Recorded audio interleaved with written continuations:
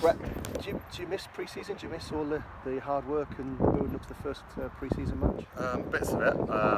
When the lads have put themselves to the highest extremes of fatigue, then no. But definitely having that element of being as fit as you can be. I think I miss that part of it. But the workload that they're doing, not really. Right. Has it changed much from when you first started? From where I first started, massively.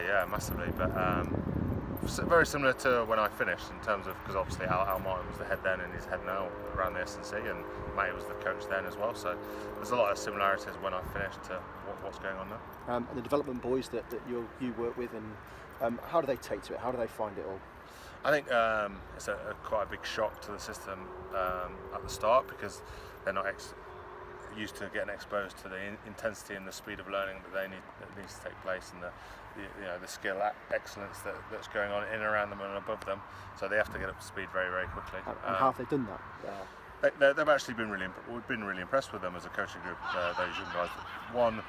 One thing that you can't coach is the effort and the want to improve, and those guys that have come up through the academy are giving us that. So that's positive for us. And those guys that have been away with the under-20s, how have they settled back in? And give us your verdicts on how they did at the under-20s. I was hugely impressed with the way they performed. I don't really want to single anybody out, but I think collectively all of them, from Tommy playing for Wales and Sam Grahamslaw, getting into the Scottish 20s team at late notice, they all did themselves really justice and made the club proud, really. And how have they settled back in? Good. They've come back at a different time because they needed more time off, so they've had a slow progression back in, but they're now up to speed, and some of those boys will be playing shortly. Yeah, that game being the Cardiff game.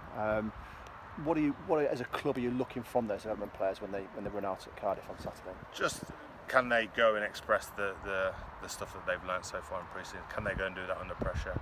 Can they do that when they're in that extreme fatigue state? And that's what we're going to be looking at from them. It's not a massive amount of pressure on them. They've just got to go in and execute what they've learnt so far, and we'll see where they're at, really. Is it a test of fitness as well as their skills? A little bit. I think it's more whether they can cope with that, the extreme of their mind and their body telling them how tired they are. Can they still execute their job that they're required to do? I think that's the only thing we'll really look at them. Yeah, and is it an opportunity for them to give coaches something to think about going into the new season as well? I think so. I think one thing is a big thing that we need to see, or Matty needs to know, whether you can trust those players. If the time comes and they step up into the Premiership, can he trust them? Can they do a job? So it's their time to showcase if they can do that. For more great videos on LTTV, hit subscribe.